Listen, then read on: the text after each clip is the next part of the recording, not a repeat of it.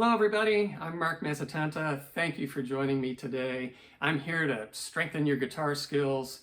And today's topic is about 2 skills that you want to work on to be a better improviser. All right, here's skill number 1. Think of the fretboard in either letter names, like the note names, or numbers. And by that I mean scale degree numbers. That's skill number 1. This is something I see that's kind of weak in my guitar students and something you should be working on. So this video is going to touch on not only fretboard knowledge, but also theory and of course, how to improvise. Now this kind of harkens back to, I think, my very first video from July 2020 that was called Mastering the Fretboard, something like that. And you really do need to be working on that because it's going to help everything. Especially if you want to be a great improviser. I hear a lot of times it sounds like students are guessing where the best notes are over a certain chord. And you don't want to be guessing. You really want to have that theory knowledge and fretboard knowledge where you know every fret by letter name or scale degree number of the key that you're playing in. I've been to, improvising workshops where the leader will be, starting some kind of exercise, and they'll say, oh, okay, well, let's play in the key of E, and let's all start on the 3rd scale degree. And at that point, most of the guitar players have this scared, confused, panic look on their face, like, what is that? Okay, you should know that the 3rd scale degree of the key of E is a G sharp, and you should be able to play it everywhere on your fretboard. That's the kind of knowledge I'm talking about. Otherwise, you can't really do much. So don't be one of those guitarists that doesn't have a knowledge of their fretboard, because that's really the key to being a great guitar player.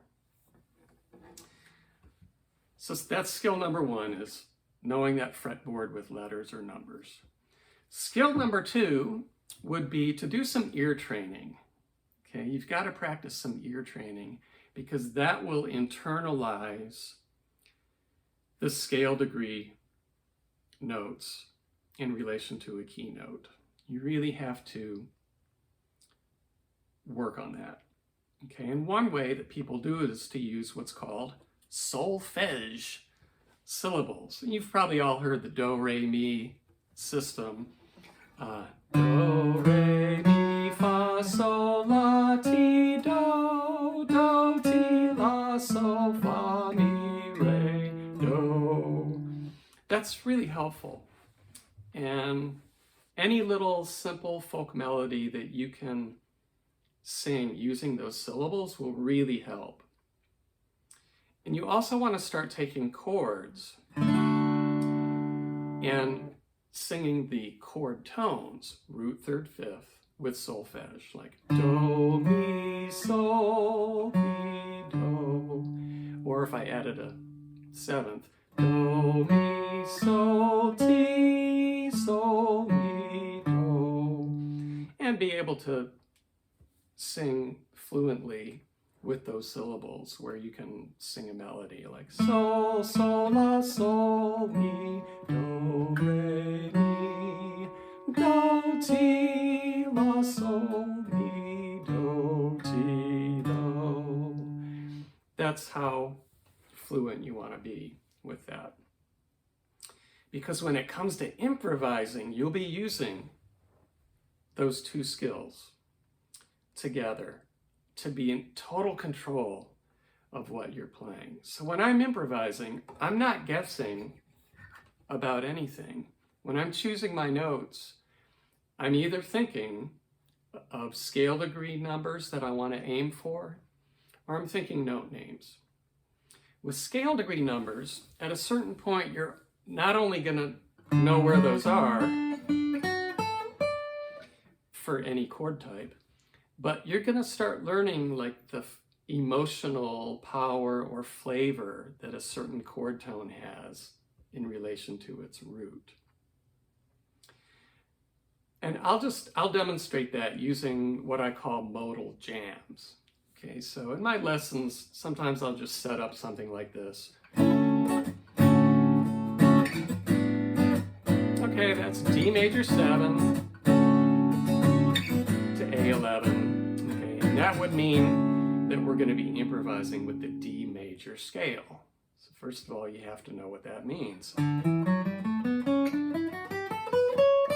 not only can I play it, but I know the note names in that scale, and I know the scale degrees when I'm improvising. So I know that landing on the third, okay, we're in D, the third is an F sharp. I know that that's going to be really sweet because the third scale degree really identifies whether something is major or minor. In this case, it's major. And that's a really sweet note. The seventh, the major seventh, which is a C sharp. I know that's a juicy note, and I'm going to lay on that probably a lot. It's just got this beautiful, sweet feeling to it.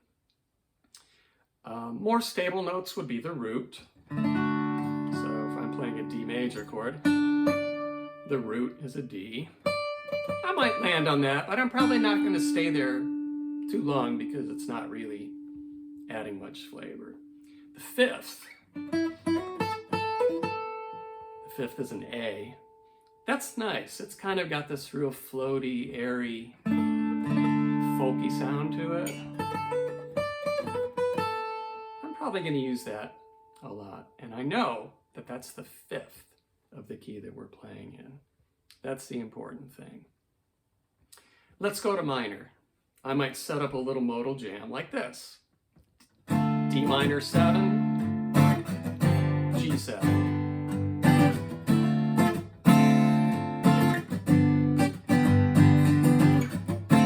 So I have a D minor triad with a minor 7th. That's my D minor 7 chord. The scale that I would use would be a D Dorian.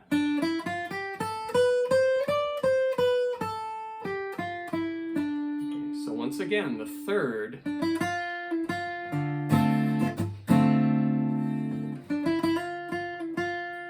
a pretty powerful note, and I can play it anywhere. I know that that's an F, and I know it's the third, and it's really powerful. It's really defining the minor quality of that chord. A really juicy note in Dorian is the 6th.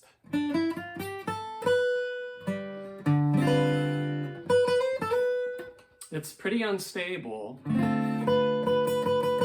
but it really defines that quality of Dorian.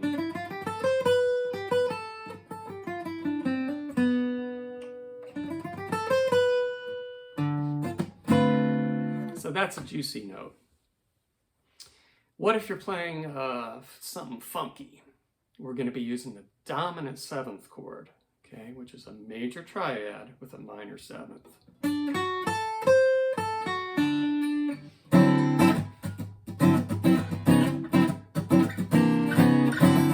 I'm playing a D9 chord, just a fancy D7. So I know the 4 notes in the D7 chord. D, F sharp, A, C. That's the root, 3rd, 5th, and flat 7 that I mentioned earlier. So I know where all of those are and the different ways I can finger them. That's the homework you need to do. You need to work all that out so that you can just, boom, go there when you want. So in something funky like that, it's great to land on that 7th, which is the C.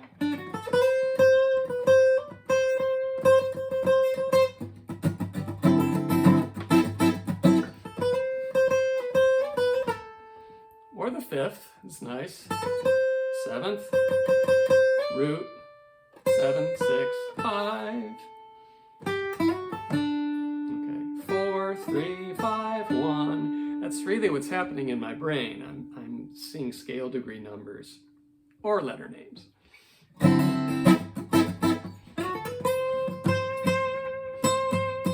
That's a really great note, that lowered 7th. So I think you're getting the idea that, yeah, there's no shortcuts. You really have to just work out that theory stuff on your fretboard to really have the confidence and planning ability. I'm planning all of those things a split second before I play them, and I know what the result's going to be, and it's probably going to sound pretty good, especially compared to just guessing all the time. You're not going to like that result. So put in that work, put in the homework, and you'll really be happy with. It'll make you a stronger improviser. All right, everyone. So try all that homework. I know it gets a little theory oriented, but the more theory you know and the better your fretboard knowledge, you're just going to boost your level of skill, and you'll like how that feels. All right, everyone, good luck with that. Thanks for watching. Please like and subscribe and share this video with your friends, and I'll see you at the next video.